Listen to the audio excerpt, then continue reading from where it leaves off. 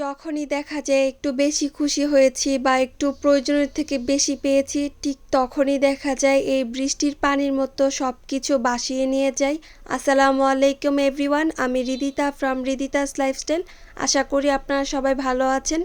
Welcome করছি আমার নতুন একটি ব্লগ ভিডিওতে। অনেক দিন ধরেই বলতেছিলাম যে আমি আমার দেশের বাড়িতে যাব, কিন্তু ভার্সিটি তারপর আরও কিছু কারণ মিলিয়ে যেতে পারছিলাম না। তো হঠাৎ করে ঠিক করেছি, আবার পুজোর বন্ধও দিছে, তাই সকাল সকাল ঘুম থেকে উঠেই আমি আর আমার বোন মিলে সকালের নাস্তাটা রেডি করছিলাম। খালা অন্য পাশ দিয়ে রুটি বানাচ্ছিল আর এদিকে আমি ভাজি করতেছিলাম। ভাজি আমাদের বাসায় সচরাচর সবসময় করা হয় না, যখনই দেখা যায় সবার খেতে খুব ইচ্ছে করে ঠিক তখনই বানানো হয়, রান্না করা হয়। আমার আবার রুটি দিয়ে আলু ভাজি পছন্দ না, পরোটা দিয়ে বেশি পছন্দ করি, এই জন্য অন্য পাশ দিয়ে আমি পরোটা ভাজতেছিলাম। পরোটাটা দেখুন কত সুন্দর করে ফুলে উঠেছে। আপনারা সবাই অবশ্যই কমেন্ট করে জানিয়ে যাবেন পরোটা দিয়ে আলু ভাজি পছন্দ করেন বেশি নাকি রুটি দিয়ে। আমি আবার রুটিও সেঁকতেছিলাম, কারণ তাসনিমের পরোটা পছন্দ না, ও নাকি রুটি দিয়েই খাবে।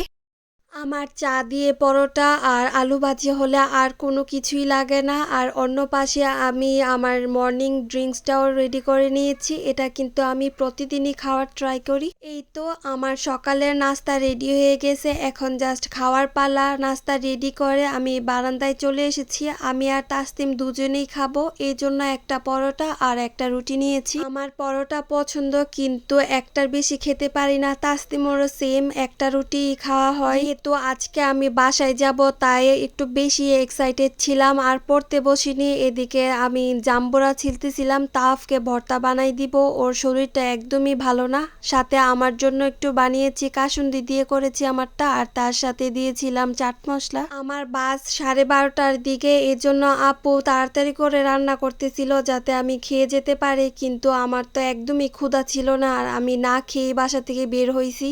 চিংড়ি মাছ দিয়ে কুমড়া নাকি কি জানি একটা রান্না করছে, আর তার সাথে পুঁইশাক রান্না করবে। আমার না চিংড়ি মাছ দিয়ে এই তরকারি এত বেশি পছন্দ না, খালি চিংড়ি মাছ ভাজাটাই বেশি পছন্দ। আবার দু পেঁয়াজও ভালো লাগে, কিন্তু এইভাবে কোনো তরকারি রান্না করলে এত ভালো লাগে না। 12:30 বাজার কিছুক্ষণ আগেই আমি বাস স্ট্যান্ড চলে আসি, কিন্তু একটা ভুল হয়ে গেছে যে পুজোর বন্ধতে অনেক অনেক মানুষ ছিল আশেপাশে, একদম দাঁড়ানোর পর্যন্ত জায়গা ছিল না, কোনো বাসেরই টিকিট খালি ছিল না, তাই আমি আগের থেকেও টিকিট কাটতে পারি নাই। আর এখন আমি পাবলিক বাস দিয়ে যাচ্ছি। এটা হলো গিয়ে মেঘনা ব্রিজ। এই ব্রিজ তো খুবই সুন্দর, এটা নিয়ে এক্সট্রা ভাবে কোনো কিছু বলার নাই। এই পুরো জার্নিতে আমি শুধু একটা ভিডিও ক্লিপই নিতে পারছি, কারণ পুরা রাস্তায় এত জ্যাম ছিল, প্লাস গরম, সব কিছু মিলায় আমি খুবই টায়ার্ড ছিলাম।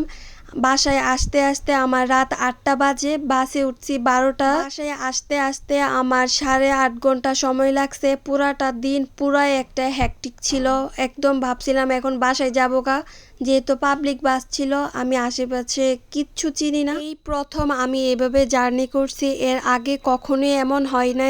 এসে জাস্ট আমি ডিরেক্ট খেতে বসে গেছি, কারণ পুরা দিন আমি কিছুই খাই নাই, আর বাসে উঠলে আমি এমনিতেও কিছু খাই না। এক হচ্ছে গিয়ে বমির ভয়, আর দ্বিতীয় হচ্ছে যদি কোনো কিছু মিক্স করা থাকে ওদের খাবারে।